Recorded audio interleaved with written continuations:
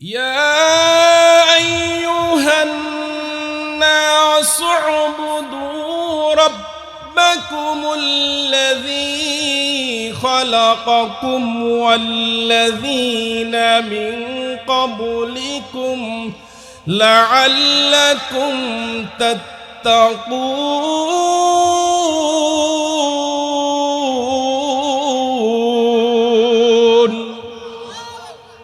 يا أيها الناس اعبدوا ربكم الذي خلقكم الله أكبر বলেন আল্লাহ রাব্বুল আলামিন এই আয়াতের ভিতরে মুমিনদেরকে ডাক দেন নাই, মুসলিমদেরকে আল্লাহ উল্লেখ করে নাই, तमाम দুনিয়ার সমস্ত মানব জাতিকে একসঙ্গে আল্লাহ লক্ষ্য করে ডাক দিয়ে বলেন ইয়া আইয়ুহান নাস উবুদু, হে মানব সম্প্রদায় তোমরা তোমাদের রবের ইবাদত করো। কোন রবের? যেই রব তোমাদেরকে সৃষ্টি করেছেন, শুধু তাই নয় তোমাদের পূর্ববর্তীদেরকেও যেই রব সৃষ্টি করেছেন সেই রবের ইবাদত তোমরা সবাই করো। কেন করবা? আল্লাহ বলেন লাআল্লাকুম তাত্তাকুন, তোমরা যদি তোমাদের রবের ইবাদত করো তাহলে তোমরা মুত্তাকিন পরহেজগার হয়ে যাইবা। রব্বুল আলামিন বলেন আমি আল্লাহ ঘোষণা দিলাম দুনিয়ার সমস্ত মানুষ তোমরা তোমাদের রবের ইবাদত করো। তাহলে ইবাদত হবে কার? আল্লাহ বলেন তোমাদের ইবাদত করার জন্য যা যা প্রয়োজন আমি আল্লাহ সমস্ত কিছুর ব্যবস্থা করে দিয়েছি। শোনো, الذي جعل لكم الأرض فراشا والسماء بناء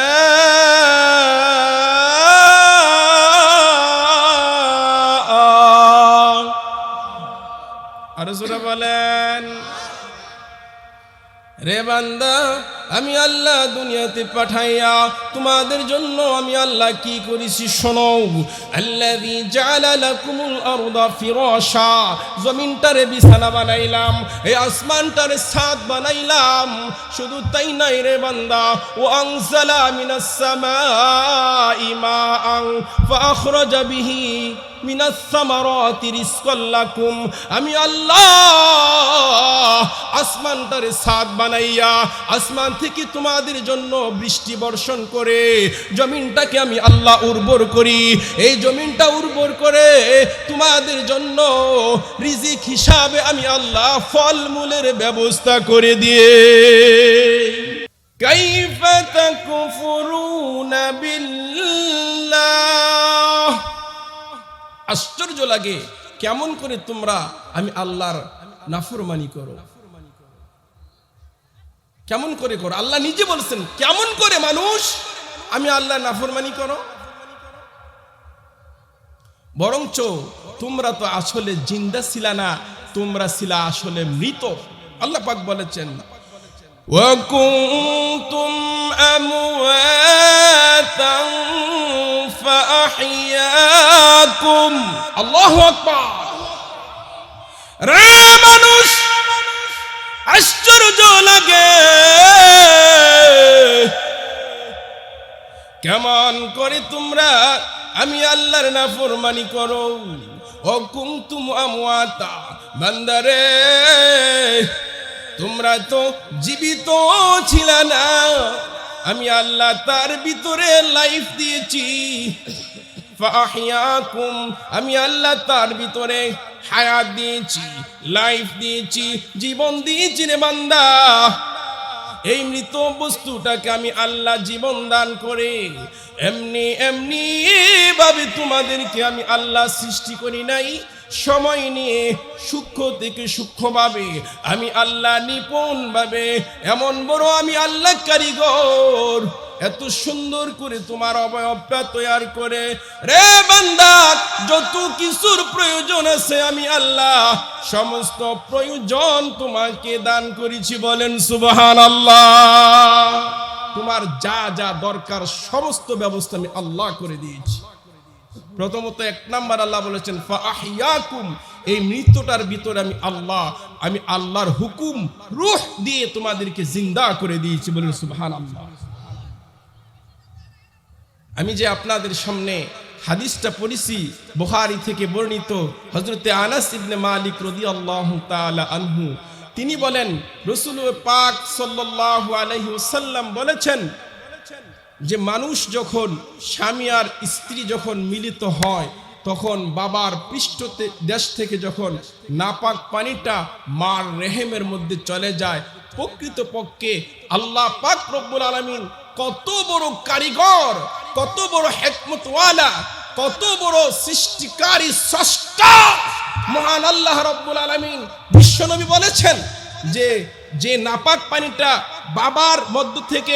বাবার থেকে যখন মার রেহেমের মধ্যে চলে যায়, প্রকৃতপক্ষে এই নাপাক পানিটা রেহেমের মধ্যে পড়ে তো ঠিক, কিন্তু সেই জায়গায় মহান আল্লাহ একজন রহমতের ফেরেশতা বসাই রেখেছে। আর জোরে বলতেন না সুবহানাল্লাহ। ওয়াক্কালাল্লাহু বিররহমি মালাকান, রাসূল বলেছেন ওয়াক্কালাল্লাহু বিররহমি মালাকান, মার এই বাচ্চাদানির মধ্যে আল্লাহ একজন ফেরেশতা বসায় রাখছে। সুবহানাল্লাহ। যখন বাবার পৃষ্ঠদেশ থেকে যখন বীর্যটা মার রেহেমে চলে যায় তখন বীর্যটা প্রকৃতপক্ষে ওই ফেরেশতার হাতে গিয়ে পড়ে। সুবহানাল্লাহ বলবেন না? হাতে পড়ার পরে তখন এই ফেরেশতা আল্লাহর কাছে ফরিয়াদ করে, প্রভু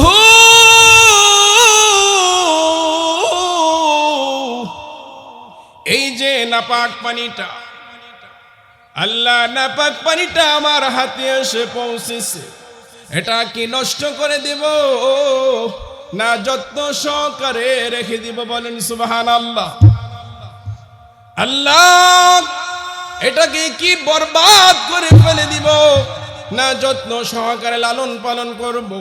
আল্লাহ রাব্বুল আলামিন যখন ফেরেশতাকে বলে, রে ফেরেশতা এটা বরবাদ করো না, নষ্ট করো না, যত্ন সহকারে তোমার হাতের মধ্যে রেখে দাও। ফেরেশতা আরজ করে, আয় পাক পরওয়ারদিগারে আলাম, আয় রব্বি নুতফা, আল্লাহ এটা একটা নাপাক, এটা একটা বীর্য আকার আছে, এমন করে করে 40 দিন পর্যন্ত পার হয়ে যায়। 40 দিন পরে আবার ফেরেশতাটা আল্লাহকে ডাক দিয়ে বলে, প্রভু হে আয় রব্বি আলাকা, আল্লাহ 40 দিন পার হয়েছে, এবার 40 দিন পরে এটা আলাকা হয়েছে, এটা জমাট রক্ত আকারে ধারণ করেছে। আল্লাহ এখন কি এটাকে নষ্ট করে দেব না যত্ন সহকারে রেখে দেব? আল্লাহ বলেন, না রে ফেরেশতারা এটা নষ্ট করো না, যত্ন সহকারে রেখে দাও।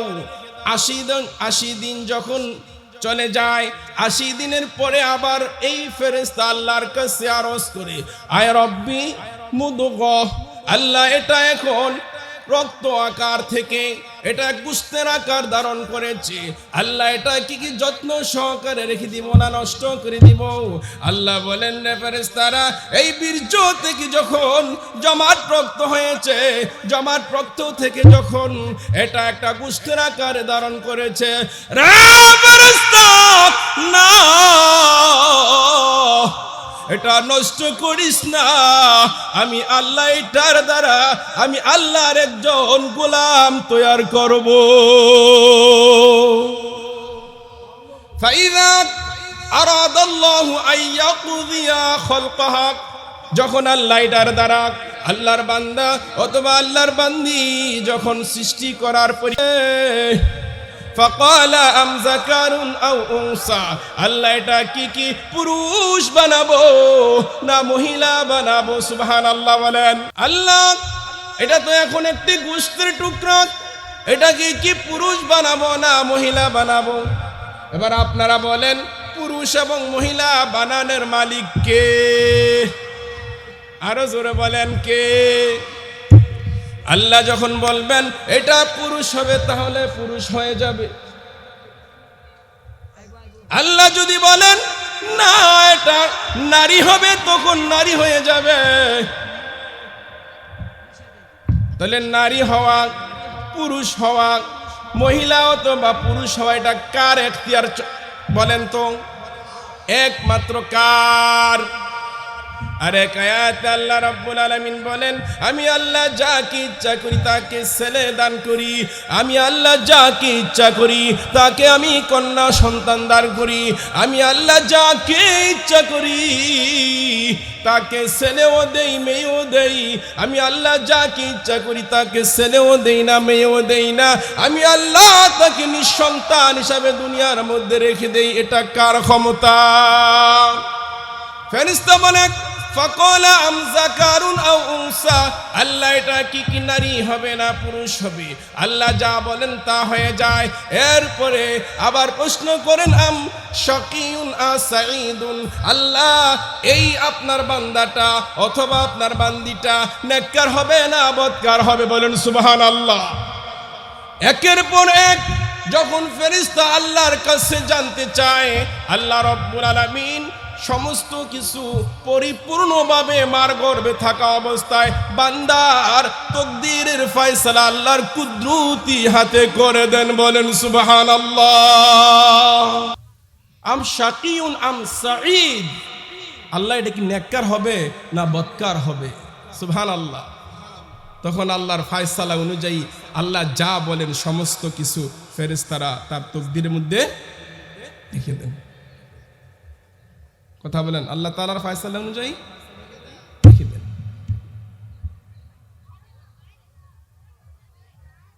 রব্বুল আলামিন এবার ডাক দিয়ে বলেন, ফেরেশতারা আমি আল্লাহ রব্বুল আলামিন এই বান্দা অথবা বান্দিটা কেমন হবে? আবার ফেরেশতা আবার বলে, প্রভু হে আল্লাহ এটা কালো হবে না সাদা হবে? মানুষ তো আর এক ধরনের না, এক ধরনের কালো সাদা আছে না? যেমন আমি কালো, আরেকজন আছে সুন্দর। প্রভু এটা লম্বা হবে না খাটো হবে? মানুষের মধ্যে তো লম্বা আছে খাটো আছে, আছে কিনা?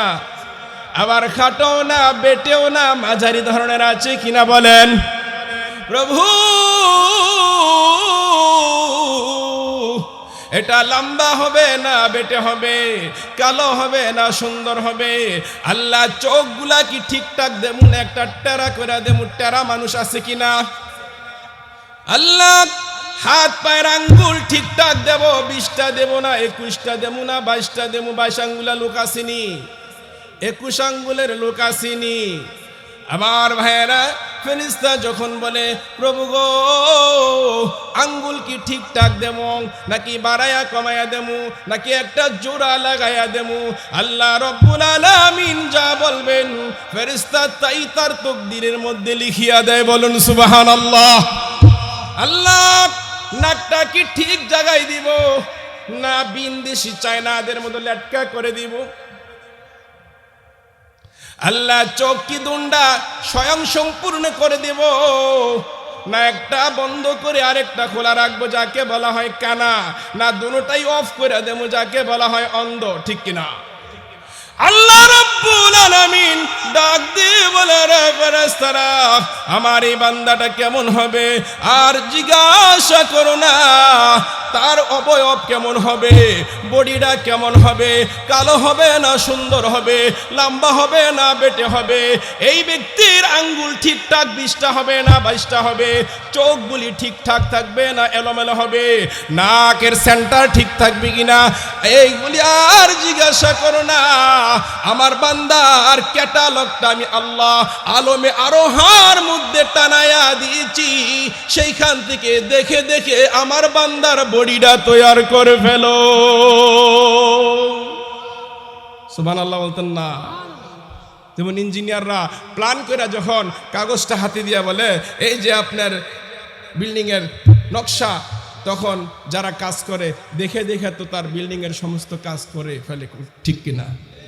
আল্লাহ রাব্বুল আলামিন বলে আমি আমার বান্দার সমস্ত বড়ির আলমে আরোহার মধ্যে লিখে রেখে দিয়েছি, সেখানে তাকাও, আমার বান্দার বড়িটা তৈয়ার করো। কিন্তু এই গলা থেকে নিয়ে মাথার অংশটা, চেহারাটা বানায়ও না, কেননা আমি আল্লাহ আমার কুদরতি হাত দ্বারা আমার বান্দার চেহারাটা তৈয়ার করব। কেন করব? মানুষের অঙ্গ প্রত্যঙ্গের মধ্যে সবচেয়ে দামি জায়গার নাম হলো কপাল। মানুষের দেহের ভিতরে সমস্ত অঙ্গই আল্লাহর কাছে দামি, তার ভিতরে সবচেয়ে দামি অঙ্গের নাম হলো কপাল, সবচেয়ে মর্যাদাপূর্ণ অঙ্গের নাম হলো নাক। আল্লাহ রব্বুল আলামিন বলেন, আমি আল্লাহ আমার কুদরতি হাত দ্বারা আমার বান্দার চেহারাটা আমি বানাবো, এর মধ্যে সম্মানী স্থান কপালটা আমি আল্লাহ বানাবো, সম্মানের স্থান এবং মর্যাদার জায়গা নাকটা আমি আল্লাহ বানাবো। কেন বানাবো জানোনি?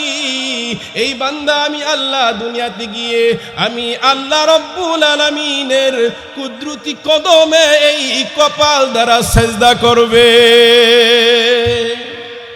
এই কপাল আর নাক দিয়ে আমি আল্লাহর কুদরতি কদমে যখন সেজদা দিবে, আমি আল্লাহ সম্মানিত স্থানটা আমি আল্লাহর কুদরতি হাত দ্বারা বানাইব। যখন বডি বানান শেষ, বাকি থাকে এই অঙ্গটা। সেজন্য পৃথিবীর সমস্ত মানুষের হাত পা মিলাছে, সব মিলাছে, সুন্দরও মিলাছে, কিন্তু চেহারাটা গিয়া মিল না। এটা আল্লাহর কুদরত। বলেন এটা কি? আরো জোরে বলেন। মানুষের চেহারাটা আল্লাহর কুদরতি হাত দ্বারা তৈয়ার, যার কারণে সেখানে মানুষের আল্লাহর কুদরতের কারিশমা প্রকাশ পায়, আল্লাহর কুদরতের নিদর্শন সেখানে পাওয়া যায় কারুর চেহারার সাথে। যদিও আংশিক কোথাও না কোথাও কোনো মানুষের সাথে মিল পাওয়া যায়, আসলে মিলে না। আল্লাহ ফামার রিজকু, আল্লাহ তার রিজিক কি পরিমাণ দিব। সুবহানাল্লাহ বলেন। মায়ের গর্ভে এখনো আসে নাই, ফেরেশতা জিজ্ঞাসা, আল্লাহ ফামার রিজকু, তার রিজিক কি পরিমাণ দেব। আল্লাহ যেই পরিমাণ তার কিসমতে বাজেট রাখেন, সেই পরিমাণ কিসমত তার দুনিয়াতে আসার পরে তার হাতের নাগালে চলে আসবে। আল্লাহ ফামাল আজালু, তার হায়াতের জিন্দিগিটা কতটুকু আমি লিখবো, কত বছর হায়াত তাকে দিব। সুবহানাল্লাহ বলেন। ফায়ুক্তাবু কাযালিকা ফি বাতনি উম্মিহি, ঠিক তেমনি ভাবে বান্দার সমস্ত কিছু ফায়ুক্তাবু কাযালিকা ফি বাতনি উম্মিহি, মার গর্ভে থাকা অবস্থায় এই বান্দার সমস্ত কিছু আল্লাহ তাআলার ফয়সালা অনুযায়ী লেখা হয়ে যায়। তাহলে রিজিকের ফয়সালা গর্ভে থাকতেই হয়ে যায়। শুধু তা না, রিজিকের ফয়সালা দেওয়ার আগেই হয়ে যায়। হায়াতের জিন্দেগি কতটুকু হবে সেটাও লিপিবদ্ধ হয়ে যায়। তাহলে স্বয়ং সম্পূর্ণ করেছেন কে? তাহলে প্রশংসার একমাত্র হকদার কে? সেজন্য যেহেতু আল্লাহর দয়া আর আল্লাহর কুদরত দ্বারা আমার সমস্ত কিছু তৈয়ার, সেজন্য বান্দার হার হালাতে শুকরিয়া একমাত্র হবে আল্লাহ। রব্বুল আলামিন বলেন, রে বান্দা, তোমার মায়ের গর্ভে যখন তুমি থাকো, 120 দিন হওয়ার আগে 119 দিন পর্যন্ত যখন তোমার ভিতরে রূহ আসে না, 120 দিনের মাথায় যখন তোমার ভিতরে রূহ আসে বান্দারে, তখন তোমার খাবারের প্রয়োজন হয়। সুবহানাল্লাহ বলেন। রূহ আসার পর পর তোমার খাবারের প্রয়োজন হয়। আমি আল্লাহ তোমার মার গর্ভের ভিতরে তোমার খাবারের প্রয়োজনও আমি ব্যবস্থা করে দিয়েছি। আমার ভাইয়েরা, সেখানে কোনো ব্যাংক ব্যালেন্স নাই, খেত খামার নাই, কোনো দোকানপাট নাই, ব্যবসা বাণিজ্য নাই, কাম কামাই নাই। তাহলে সেখানে আমরা খাইলাম কি করে? রে মানুষ, দুনিয়াতে আসার পরে খাবারের জন্য চুরি করো, খাবারের জন্য মিথ্যা বলো, খাবারের জন্য অন্যের সম্পদ তুমি লুণ্ঠন করো, এই খাবারের জন্য অন্যকে তুমি প্রতারণা করো, কথা বলেন ঠিক কিনা? আমার ভাইয়েরা, মার গর্ভে থাকা অবস্থায় আল্লাহ আমাদেরকে একদিন 2 দিন না 10 মাস 10 দিন পর্যন্ত খাবারের ব্যবস্থা করে দিয়েছেন। কিভাবে করে দিয়েছেন? বাচ্চা যখন মার গর্ভের ভিতরে চলে যায়, মার গর্ভে আসার পরে মহান আল্লাহ রব্বুল আলামিন বাচ্চার খাবারের জন্য মার মাসিকের রক্তটা বন্ধ করে দিয়ে সেই নাপাক রক্তটা বাচ্চার খাবারের ব্যবস্থা করে দেন। দেখবেন বাচ্চা মার গর্ভে যাওয়ার পরই মার ঋতুস্রাব বন্ধ হয়ে যায়, কথা বলেন ঠিক কিনা? কেন হয়? কেন হয়? এই জন্য হয়, আল্লাহ এই মার ঋতুস্রাবের রক্ত দ্বারা 2টা জিনিস করেন। একটা হলো তার দেহের হাড্ডি তৈয়ার হয়, খাবারের প্রয়োজন আল্লাহ পাক মিঠাইয়া দেন। গভীর লক্ষ্য করে দেখুন, মহান আল্লাহ রব্বুল আলামিন কত দয়া আর মায়া করে আমাদেরকে সৃষ্টি করলেন। খাবার আল্লাহ আমাদের জন্য ব্যবস্থা করলেন। যেহেতু রক্ত হলো নাপাক, আবার হলো মহিলার ঋতুস্রাবটা আরো নাপাক, সেই নাপাক রক্তটা আল্লাহ আমাদের খাবারের জন্য ব্যবস্থা করে দিয়েছেন। কিভাবে করলেন? আল্লাহ রব্বুল আলামিন মুখের মাধ্যমে আমাদেরকে মার গর্ভের ভিতরে খাওয়ান নাই। এই খাবারটা আল্লাহ আমাদের মুখ দ্বারা খাবারটা খাওয়ান নাই, এই খাবারটা আল্লাহ পৌঁছে দিয়েছেন আরে অন্য একটি লাইন দ্বারা। সেই লাইনটা হলো মার নাভি, মার একটা নার আর বাচ্চার নাভির সঙ্গে আল্লাহ কানেক্ট করে দিয়ে সেই নাভির মাধ্যমে আল্লাহ আমাদের খাবারের ব্যবস্থা করে দিয়েছেন। মুখ দ্বারা আল্লাহ খাওয়ান নাই, কিসের মাধ্যমে খাওয়াইছেন? আরো জোরে বলেন। নাভির মাধ্যমে খাওয়াইলেন। এখন প্রশ্ন হলো, হুজুর জানার বিষয় হইল মানুষ তো মুখ দ্বারা খায়, আল্লাহ কেন গো নাভির মাধ্যমে আল্লাহ আমাদেরকে মার গর্ভে খাওয়াইলেন? আমার ভাইয়েরা, আরে সূক্ষ্ম জবাব হলো আল্লাহ রব্বুল আলামিন এটা আমাদেরকে বুঝাইতে চেয়েছেন রে বান্দা, মার গর্ভের রক্তটা এমনি তো নাপাক, আর আমি আল্লাহ তোকে এত আদর করে বানাইলাম, এত মায়া করে বানাইলাম। আমি আল্লাহর একটা বড় উদ্দেশ্য আছে, আমি আল্লাহর একটা মহৎ উদ্দেশ্য আছে তোমাকে বানানোর পিছনে। রে বান্দা, মার নাপাক রক্তটা যদি তোমার মুখ দ্বারা খাওয়াইতাম, তাহলে মার গর্ভের ভিতরে তোমার মুখটা নাপাক হয়ে যাইত। আমি আল্লাহ খাবার খাওয়াইছি ঠিক, কিন্তু মুখটাকে পবিত্র রেখে খাওয়াইছি। নাবির মাধ্যমে খাওয়াইয়া তোমার জবানটা পবিত্র রাখলাম রে বান্দা। এই দুনিয়াতে আসার পরে এই জবান দ্বারা আমি আল্লাহর পবিত্র নামের জিকির তুমি করবা। আমার ভাইয়েরা, তাহলে লক্ষ্য করুন, আল্লাহ রাখছেন আমাদের জবানটা পবিত্র, আর আমরা দুনিয়ার মধ্যে এসে এই জবানটারে করি নাপাক ইচ্ছা করে। জবান নাপাক হয় কিভাবে? মিথ্যার দ্বারা জবান নাপাক হয়। কিসের দ্বারা? মিথ্যা বলার দ্বারা জবান আর পাক থাকে না, এটা নষ্ট হয়ে যায়। গীবতের দ্বারা জবান নষ্ট হয়ে যায়, চুগলখুরির দ্বারা জবান নষ্ট হয়ে যায়, মদ পান করার দ্বারা জবান নাপাক হয়ে যায়, হারাম খাদ্য খাওয়ার দ্বারা জবান নষ্ট হয়ে যায়, নাপাক হয়ে যায়। আমাদের খেয়াল করা উচিত, আল্লাহ কত সুন্দর করে আমাদেরকে রব্বুল আলামিন এই পৃথিবীতে পাঠাইলেন, সমস্ত কিছু সুন্দর এবং পবিত্র সহি সালেম করে আল্লাহ দুনিয়াতে আমাদেরকে পাঠাইলেন। আল্লাহ এই কথাটাই সুন্দর করে বুঝাইতে চেয়েছেন, বান্দা কাইফা তাকফুরুনা বিল্লাহ, কেমন করে তোমরা আমি আল্লাহর নাফরমানি করো। ও কুনতুম আমওয়াতান, তোমরা তো ছিলা মৃত, মৃতর ভিতরে আমি আল্লাহ ফাআহইয়াকুম, আমি আল্লাহ তোমাদেরকে জীবন দান করলাম।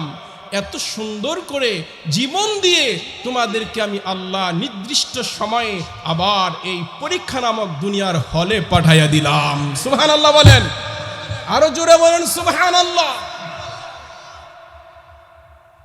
রব্বুল আলামিন এই দুনিয়াতে আল্লাহ কেন আমাদেরকে পাঠাইলেন?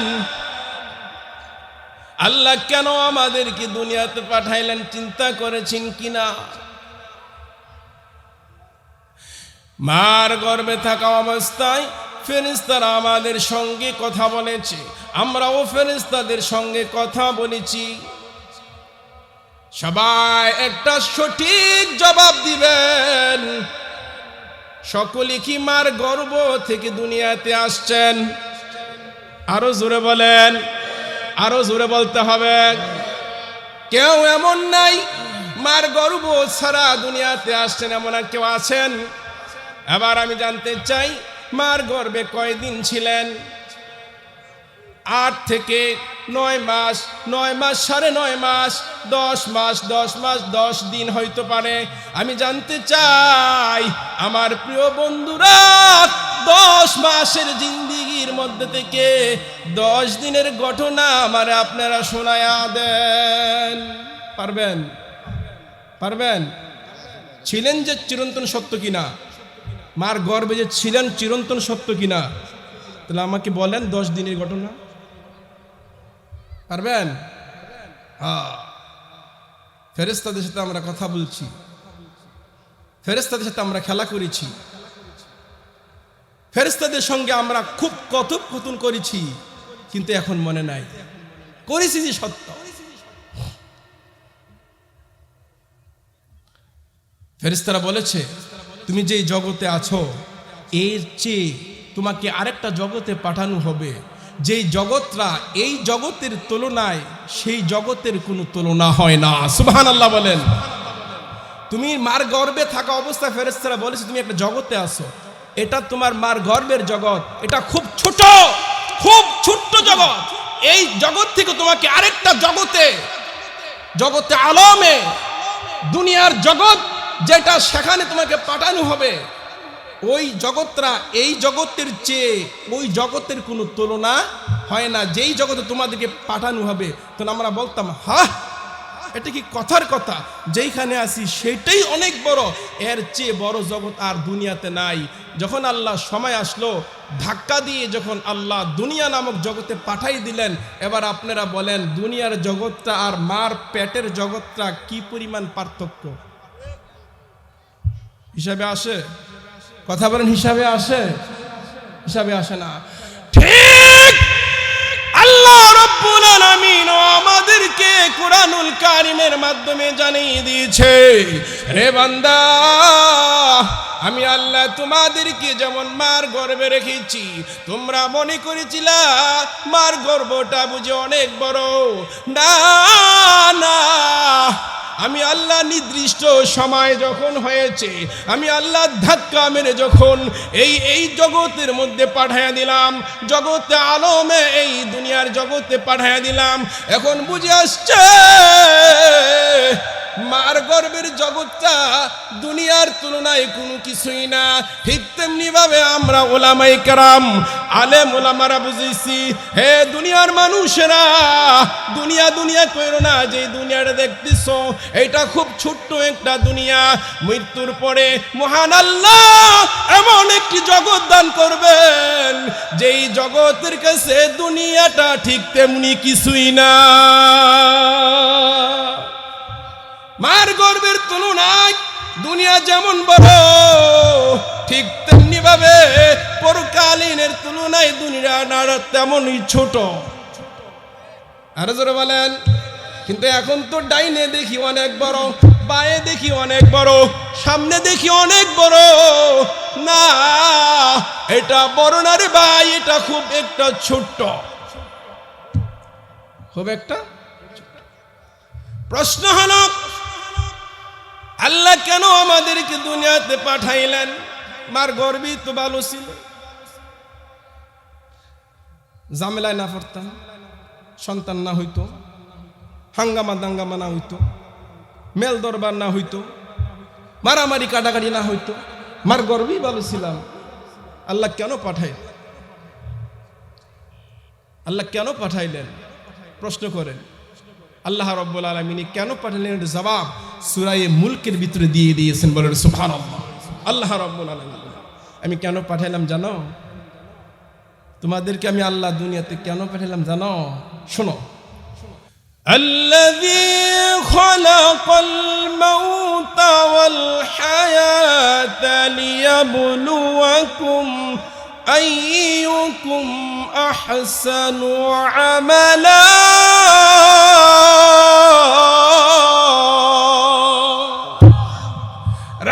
বান্দা, আমি আল্লাহ তোমাদেরকে দুনিয়াতে কেন পাঠাইলাম?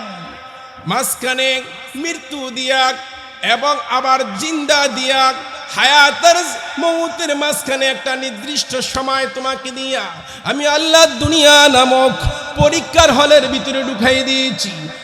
পরীক্ষার হলের সময় 2.5 থেকে 3 ঘন্টা। সেখানে সকলকে সমান স্বাধীনতা দেওয়া হয়। পরীক্ষার হলের ভিতরে কাউকে কোনো রকমের বাধা দেওয়া হয় না, ঠিক কিনা? সময় কয় ঘন্টা? 3 ঘন্টা সময়। বান্দারে, 3 ঘন্টা সময়ের ভিতরে পরীক্ষার হলে কাউকে কেউ বাধা দেয় না। তোমার যদি পানির কাম লাগে, শিক্ষক কাছে সহযোগিতা করার জন্য তোমাকে পানিটা তোমার হাতে উঠাইয়া দেওয়া হবে। কাগজের প্রয়োজন হলে কাগজটা তোমাকে নিয়ে আসতে হবে না, তোমার হাতে তোমার কাগজটা দেওয়া হবে। কলমের প্রয়োজন হইলে তোমার হাতে কলমটা উঠাইয়ে দেওয়া হবে। কিন্তু 3 ঘন্টা সময় তোমার লেখা লাগবে। কথা বলে, যদি লেখো কপাল ভালো, আর যদি না লেখো শিক্ষক তোমাকে এখন কোনো বাধা দিবে না। কি পরীক্ষার হলে বাধা দেয়? লেখলি না করে লেখ, বেত নিয়ে মারে। স্বাধীনতা দেওয়া হয়েছে। 3 ঘন্টা সময় তুমি লেখবা না বসে থাকবা, তোমার ইচ্ছা। আল্লাহ রাব্বুল আলামিন বলেন, মার গর্ভ থেকে আমি আল্লাহ এই দুনিয়ার জমিনে পরীক্ষার জন্য তোমাকে 60 আর 70 বছর হায়াতের জিন্দেগি দিয়া পাঠাইয়া দিলাম। রে বান্দা, আমার ইবাদত করলে আমি আল্লাহ দেখি, আমি আল্লাহকে না শুকরিয়া আদায় করলে, আমাকে অমান্য করলেও আমি আল্লাহ দেখি। কিন্তু স্বাধীনতা তোমাকে দেওয়া হয়েছে।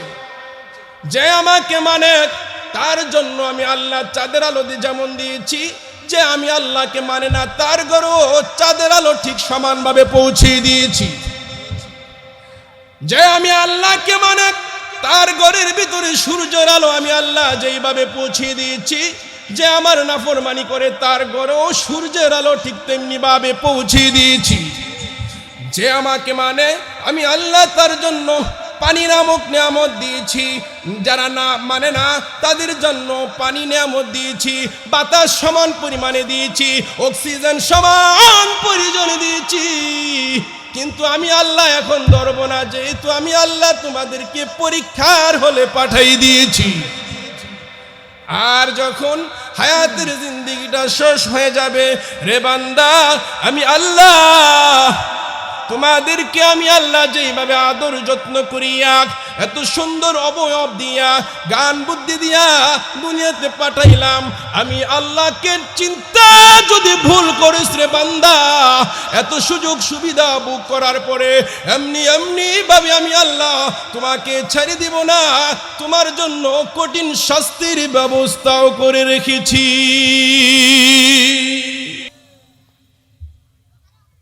সুযোগ সুবিধা বুক করবা আর আমি আল্লাহর হুকুম পালন করবা না, এটা কত বড় নিমুখ হারাম। নিজের আকলেতে বলে, যার এত দয়া আর এহসান অবদান আমার প্রতি, যদি তার হুকুম না মানি, এর চেয়ে বড় নিমুখ হারামি আর কি হইতে পারে? কথা বলেন। এটাকে বলা হয় যার নুন খায় তার গুণ গাইতে হয়। আল্লাহ বলেন, বান্দা, তোমাকে আমি আল্লাহ দুনিয়াতে পাঠাইয়া এমনি ভাবে ছেড়ে দেই নাই। সুবহানাল্লাহ বলেন। এমনি ভাবে ছেড়ে দেই নাই। তোমাকে দুনিয়াতে পাঠানোর পরে তোমার কি লাগবে তুমি জানো না। তোমার কি লাগবে তুমি জানো না, আমি আল্লাহ জানি। তোমার তো আমি বানাইছি, আমি জানি তোমার কি লাগবে। সমস্ত হাজত প্রয়োজন আমি আল্লাহ কমপ্লিট কইরা দুনিয়াটারে সাজাইয়া এই দুনিয়াতে তোমাকে পাঠাই দিয়েছি। সুবহানাল্লাহ। এরপর আল্লাহ পাক রব্বুল আলামিন বলেন, দুনিয়াতে আইসা বাবা পাইছো, মা পাইছো, সুন্দরী স্ত্রী পাইছো, ছেলে পাইছো, নাইনাতকুর পাইয়া আমি আল্লাহর ভুইলা গেছো। কথা বলেন ঠিক কিনা? আরো বলবেন ঠিক কিনা? কবির ভাষায় বলে, যখন তোমার কেউ ছিল না তখন ছিলাম আমি, যখন তোমার কেউ ছিল না বান্দারে তখন ছিলাম আমি, এখন তোমার সব হয়েছে বান্দারে পর হইলাম আমি। ঠিক কিনা? মার গর্ভে সন্তান ছিল, বাবা ছিল, বন্ধু, সমস্ত কিছু আমি আল্লাহ তো করেছি। আর দুনিয়াতে আসা বন্ধু বান্ধব পাইয়া নেতা নেত্রীরা পাইয়া আমি আল্লাহর কথা ভুলে গেছি। কথা বলেন ঠিক কিনা? যখন তোমার কেউ ছিল না তখন ছিলাম আমি, এখন তোমার সব হয়েছে বান্দারে পর হইলাম আমি। আল্লাহ রাব্বুল আলামিন বলেন, এবার শোনো আমি আল্লাহ তোমাদেরকে কেন বানাইছি একটা জবাব তোমরা শোনো। আর তোমাদেরকে বানাইয়া আমি আল্লাহ কি করেছি দেখো বান্দা, দেখো আমার কোরআন শরীফের দিকে তোমরা তাকাও, দেখো আমি আল্লাহ কি করেছি তোমাদের জন্য। সুবহানাল্লাহ বলেন। আল্লাহ রাব্বুল আলামিন সূরা বাকারার ভিতরে বলেন,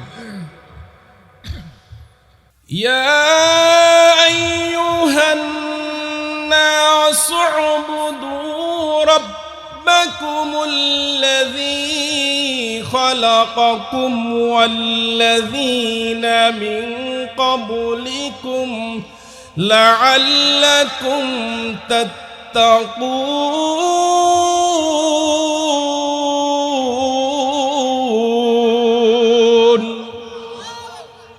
ইয়া আইয়ুহান নাসু উবুদু রাব্বাকুমুল্লাযী খালাকাকুম। আল্লাহু আকবার বলেন। আল্লাহ রাব্বুল আলামিন এই আয়াতের ভিতরে মুমিনদেরকে ডাক দেন নাই, মুসলিমদেরকে আল্লাহ উল্লেখ করে নাই, तमाम দুনিয়ার সমস্ত মানব জাতিকে একসঙ্গে আল্লাহ লক্ষ্য করে ডাক দিয়ে বলেন, ইয়া আইয়ুহান নাসু উবুদু, হে মানব সম্প্রদায় তোমরা তোমাদের রবের ইবাদত করো। কোন রবের? যেই রব তোমাদেরকে সৃষ্টি করেছেন, শুধু তাই নয় তোমাদের পূর্ববর্তীদেরকেও যেই রব সৃষ্টি করেছেন সেই রবের ইবাদত তোমরা সবাই করো। কেন করবা? আল্লাহ বলেন লাআল্লাকুম তাত্তাকুন, তোমরা যদি তোমাদের রবের ইবাদত করো তাহলে তোমরা মুত্তাকিন পরহেজগার হয়ে যাইবা।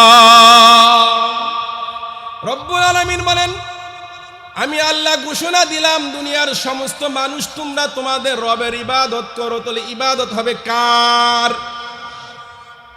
আল্লাহ বলেন তোমাদের ইবাদত করার জন্য যা যা প্রয়োজন আমি আল্লাহ সমস্ত কিছুর ব্যবস্থা করে দিয়েছি। শোনো, الذي جعل لكم الأرض فراشا والسماء بناء।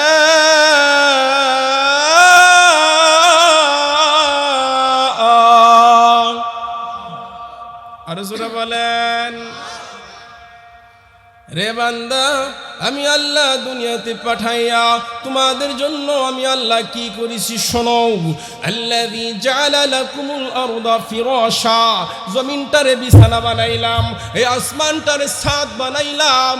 শুধু তাই নাই রে বান্দা, ও আনজালা মিনাস সামাই মাআন ফাআখরাজা বিহি মিনাস সামারাতি রিজকাল লাকুম। আমি আল্লাহ আসমানটারে ছাদ বানাইয়া আসমান থেকে তোমাদের জন্য বৃষ্টি বর্ষণ করে জমিনটাকে আমি আল্লাহ উর্বর করি। এই জমিনটা উর্বর করে তোমাদের জন্য রিজিক হিসাবে আমি আল্লাহ ফলমূলের ব্যবস্থা করে দিয়ে আসমান থেকে বৃষ্টি বর্ষণ করি, জমিনটা উর্বর করি, সেখান থেকে ফল মূল ফল যা আছে তাদের খাবারের ব্যবস্থা আমি আল্লাহ করে দিয়েছি। সুবহানাল্লাহ বলেন। বান্দা খা, পান কর, সব কিছু করবে বান্দা, আমি আল্লাহর কোনো আসে যাই না, যেহেতু তোদের জন্য আমি আল্লাহ সব আয়োজন করেছি। আর এক আয়াত আল্লাহ বলেন, হুয়াল্লাযী খালাকা লাকুম মা ফিল আরদি জামিআ। ওই সত্তা, ওই প্রভু যিনি জমিনের মধ্যে যা কিছু আছে সব কিছু বান্দা তোমাদের জন্য আমি আল্লাহ সৃষ্টি করেছি। খাক, পান কর, সব কিছু কর, আমি আল্লাহর নিয়ামত, তোরা সমস্ত কিছু ভোগ কর। সাবধান সাবধান, ফালা তাজআলু লিল্লাহি আনদাদাও ওয়া আনতুম তা'লামুন।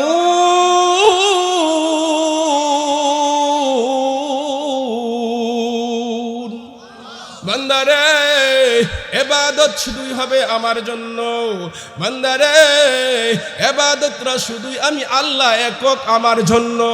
সব কিছু আমি আল্লাহ আয়োজন করেছি তোদের জন্য, আর তোদেরকে আমি আল্লাহ বানাইছি একমাত্র আমার গোলামির জন্য।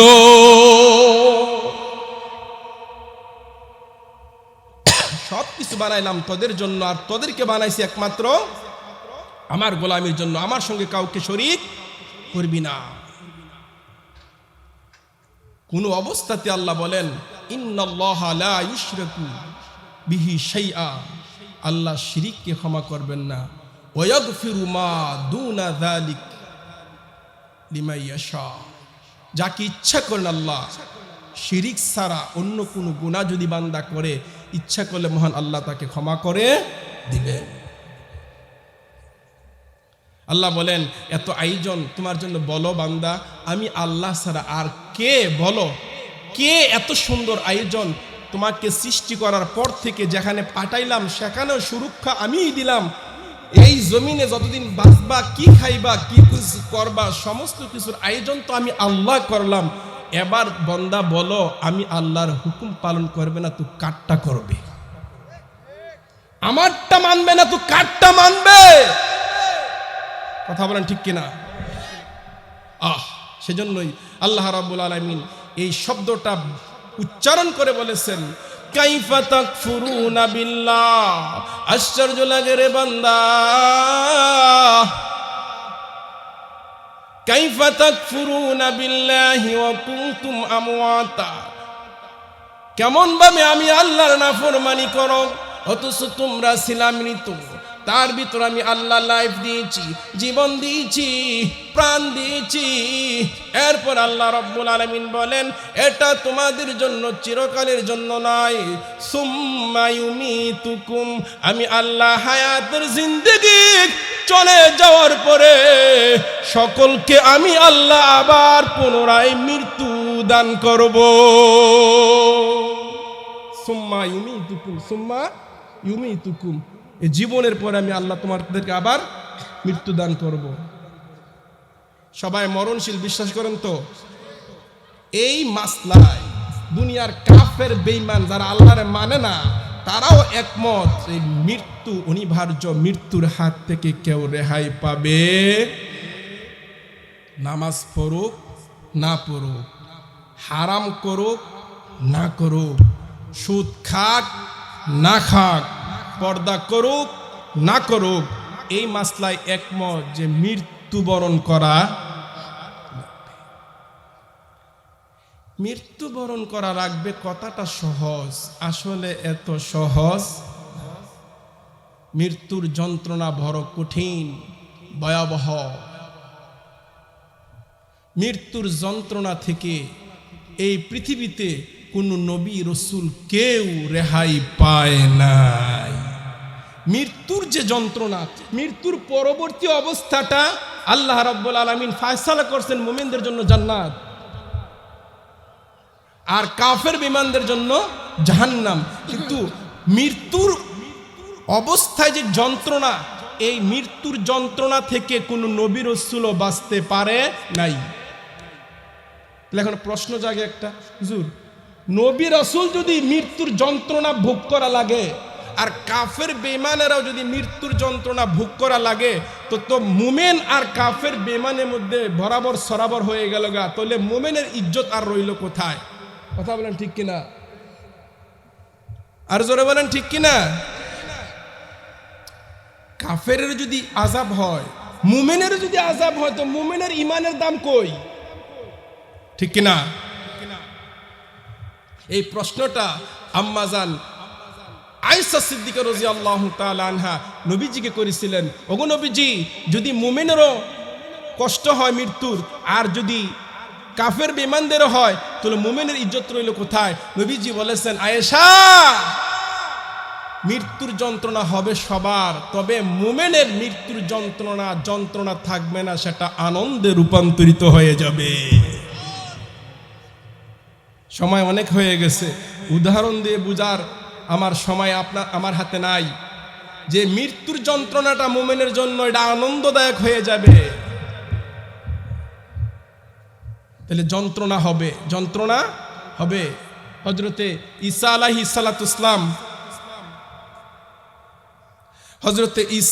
সালাতুস সালাম একটা কবরের পাশে গিয়ে তিনি বলছিলেন, কুম বিইজনিল্লাহ, পুরাতন একটা কবরের পাশে গিয়ে বলছিলেন, কুম বিইজনিল্লাহ, আল্লাহর হুকুমে তুমি কবর থেকে উঠে যাও, এটা মহান আল্লাহ হযরতে ঈসা আলাইহিস সালাতুস সালামকে মুজিজা আকারে দিয়েছিলেন।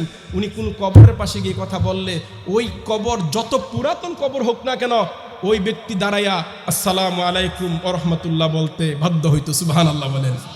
তিনি একটা পুরান কবরের কাছে গিয়ে সালাম দিয়ে বলেন, কুম বিইজনিল্লাহ, আল্লাহর হুকুমে উঠে যান। একটা পুরাতন কবর থেকে উঠে বলছেন, সালাম দিয়ে আসসালামু আলাইকুম ওয়া রাহমাতুল্লাহ। তো তিনি ঈসা আলাইহিস সালাম জিজ্ঞাসা করলেন, মান আনতা ওয়া ইসমুকা, আপনি কে, আপনার নাম কি? তিনি বলছিলেন, ওগো আল্লাহর পয়গম্বর ঈসা আলাইহিস সালাতুস সালাম, আমার নাম হলো হযরতে সাম আলাইহিস সালাতুস সালাম, আমার বাবার নাম হলো হযরতে নূহ আলাইহিস সালাতুস সালাম। সুবহানাল্লাহ বলেন। যে আমার মৃত্যু হয়েছে আজ থেকে 4000 বছর আগে, তবে আপনি আমাকে কেন ডাকলেন? তো ঈসা আলাইহিস সালাম বললেন, ডাকার কারণ হলো যে আপনি যে মৃত্যুবরণ করছেন, মৃত্যুর কষ্ট কি আপনি পেয়েছেন? সুবহানাল্লাহ বলতেন না? আপনি তো পয়গম্বরের ছেলে, হযরত নূহ আলাইহিস সালামের ছেলে সাম আলাইহিস সালাতুস সালাম। তো পয়গম্বরের ছেলে তো মৃত্যুর কষ্ট হওয়ার কথা না, কারণ নেতার আশেপাশে যারা থাকে তাদের তো কোনো মামলা মোকদ্দমা হওয়ার কথা না। কি কোন ক্ষমতা থাকা অবস্থায়? কথা বলেন না? ক্ষমতা তো গেলে গায় না, বোঝা যায় কি যে আমল নামা আগে করছিল। আমল নামা তো পরে না বোঝা যায়, যখন হাত ছাড়া হয়। থাকা অবস্থাতে মনে করে যে I am all in all. কি ঠিক কিনা? হ্যাঁ, এটার নাম দুনিয়া। সেজন্য এমন কিছু করো না যেই কিছুর পরে আমার সুখের সময়ে অনেকের পাওয়া যায়, দুঃখের সময় কাউকে পাওয়া যায় না, এমনটা করবা না। এমন জীবন তুমি করিবে গঠন, মরিলে হাসিবে তুমি, কাঁদিবে ভবন। দেখছেন না আজকের যেই তিনবারের প্রধানমন্ত্রী বেগম খালেদা জিয়ার জন্য দল মত নির্বিশেষে সারা দেশের মানুষ তার জন্য মন থেকে দোয়া করেছে, ঠিক কিনা? আমি নিজেই কয়েকবার করেছি, কয়েকবার। ব্যক্তির ভিতরে যে গুণ ছিল কি কইতাম আপনাদের চোখের সামনে। সেজন্য বলছিলাম, চোখের পানি তার জন্যই আসে যেই লোকটার আমল ভালো, শেষ ভালো যার, সব ভালো তার, ঠিক কিনা? আপনি তো পয়গম্বরের ছেলে, আপনি কি মৃত্যু যন্ত্রণা হয়েছে? কোগো আল্লাহর পয়গম্বর, আপনি ঈসা আলাইহিস সালাতুস সালাম, আপনি একজন নবী, তো মৃত্যুর যন্ত্রণা হয়েছে না হয়েছে আমার জিজ্ঞাসা করেন কেন? কি আপনি কি মৃত্যুকে ভয় পান? হ্যাঁ, মৃত্যু তো ভয় পাই বলতে আসলে আপনার কি হালাত, মৃত্যুর যন্ত্রণা কি আপনি কষ্ট পেয়েছেন?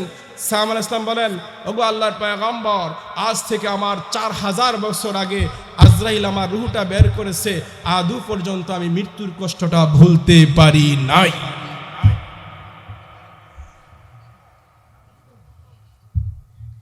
এখন পর্যন্ত ভুলতে কয় হাজার বছর? 4000 বছর। আল্লাহর নবী বিশ্ব নবী রাহমাতুল লিল আলামিন যখন পৃথিবী থেকে বিদায় হওয়ার সময় এসেছে, আম্মা জান বলেন, রে দুনিয়ার মানুষেরা, আমার ধারণাটা পাল্টে গেল। যার মর্যাদা সম্মান আল্লাহ তাআলার নিচে সমস্ত মাখলুকাতের উপরে, যার সাথে কারোর তুলনা চলে না। ঠিক কিনা? রে দুনিয়ার মানুষ, আল্লাহর নবী যখন দুনিয়া থেকে ইন্তিকাল করবেন, এমন সময় আমি চেয়ে দেখলাম আল্লাহর নবী একবার হাত মোবারক চাদরের ভিতরে নিয়ে যান, আবার বের করেন, এইভাবে যে টানা হেসরা একটা শুরু হয়ে গিয়েছে। তিনি বলেন আমি কিছুক্ষণ পরে চেয়ে দেখলাম আল্লাহর নবী যখন দুনিয়া থেকে ইন্তেকাল করেছেন, আমি আল্লাহর নবীর চাদর মুবারকটা মাথা মুবারক থেকে সরাইলাম, চেয়ে দেখলাম এমন কোনো পশম মুবারক নাই যেখান থেকে আল্লাহর নবীর ঘাম মুবারক বের হয় না। নবীজি অসুস্থ, তিনি মাথা মোবারকের মধ্যে ব্যথা, বুকের মধ্যে ব্যথা। এমন সময় বাহির থেকে একজন সালাম দেয়, আসসালামু আলাইকা ইয়া রাসূলুল্লাহ, আসসালাতু ওয়াসসালামু আলাইকা ইয়া রাসূলুল্লাহ, আসসালাতু ওয়াসসালামু আলাইকা ইয়া হাবিবাল্লাহ। কিন্তু যিনি সালাম দেয় তিনি আর কেউ না, সুবহানাল্লাহ বলেন। ফাতেমা কাছে বসা, ফাতেমা বলতেছে আব্বা জান, আপনাকে একটা লোকের আওয়াজ শোনা যায় সালাম দেয়, আমি বাইরের দিকে তাকাইয়া কোনো লোক দেখি না, কে যেন আপনাকে সালাম দেয়।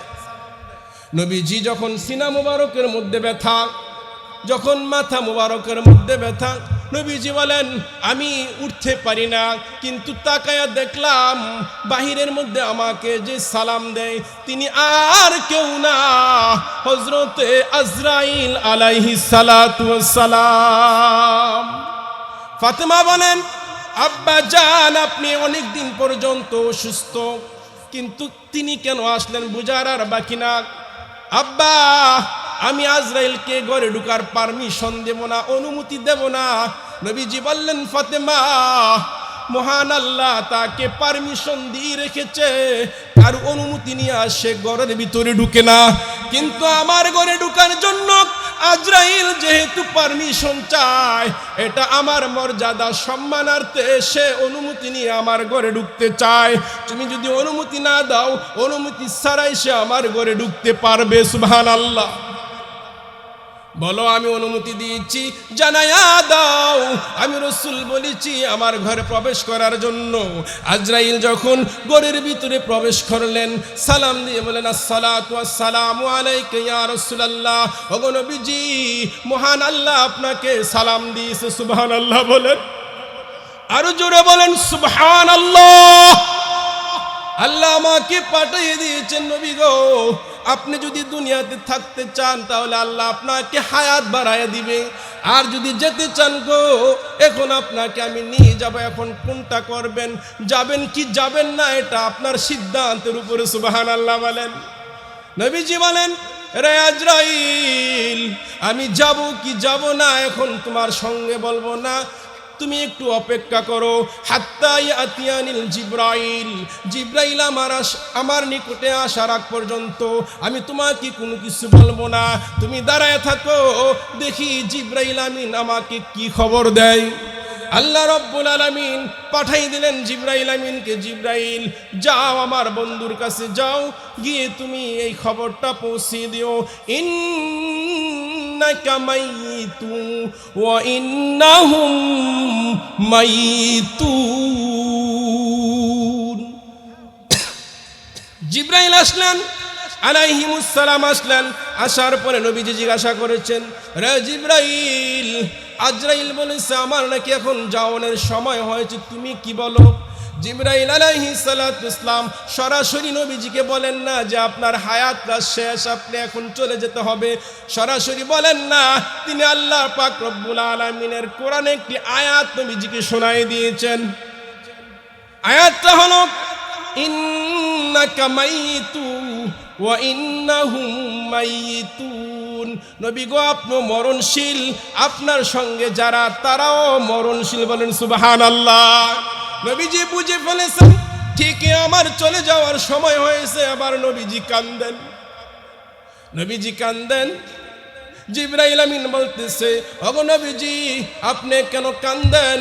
আপনি তো আপনার রফিকে আলা, আপনার প্রিয় মাওলার নিকটে চলে যাবেন, কান্দেন কেন? আপনি কি হাসান হুসাইনের জন্য কান্দেন? হাসান হুসাইন সম্পর্কে আল্লাহ তো আপনাকে আগে জানিয়ে দিয়েছে, আল হাসান ওয়াল হুসাইন সাইয়্যিদা শাবাবি আহলিল জান্নাহ, তারা জান্নাতের যুবকদের সরদার হবে। নবীজি কেন কান্দেন? নবীজি বলেন, রে জিবরাইল, না আমি আমার হাসান হুসাইনের জন্য কান্দি না। তাহলে নবী গো কার জন্য কান্দেন? ফাতেমার জন্য বুঝি কান্দেন? ফাতেমা সম্পর্কে তো আল্লাহ আপনাকে আগে জানিয়ে দিয়েছে, আল ফাতিমাতু সাইয়্যিদাতু নিসাই আল আহলিল জান্নাহ, ফাতেমা হবে জান্নাতের সমস্ত রমণীদের সর্দানি। তাহলে কান্দেন কেন? না রে জিবরাইল, আমি আমার ফাতেমার জন্য কান্দি না রে জিবরাইল, আমি কান্দি আমার গুনাহগার উম্মতের জন্য। নবীজি আপনি আপনার উম্মতের জন্য কান্দেন, আপনি উম্মতের জন্য কেন কান্দেন? আমি আছি, রহমতের আর অনেক ফেরেশতা আছে পৃথিবীর মধ্য থেকে, যে যেখানে আপনার উপরে দুরুদ সালাম পড়ে সঙ্গে সঙ্গে তার নাম সহ, তার গোষ্ঠীর নাম, বাবার নাম, আমি সহ অন্য ফেরেশতারা সাথে সাথে আপনার রওজার মুবারকের মধ্যে পৌঁছে দেওয়া হবে। নবীজি বলেন, আমি আমার উম্মত যদি ভালো থাকে তাহলে তো আমার খবর পাই আর না পাই সেটা আমার দেখার বিষয় না, কিন্তু আল্লাহ রাব্বুল আলামিন তো বলেছেন, নবী গো আপনি যতদিন দুনিয়াতে আসেন ততদিন আপনার বরকতে, আপনার রহমতের কারণে আমি আল্লাহ আপনার উম্মতকে একবারে আযাব দিয়া ধ্বংস করব না। কি বিদায় হয়ে যাই, আমার উম্মত বড় দুর্বল, আমি জানি না আমার উম্মতকে যদি আল্লাহ একবারে আযাব দিয়া ধ্বংস করে ফেলে, সেই জন্য আমি কান্দি, সেই জন্য কান্দি।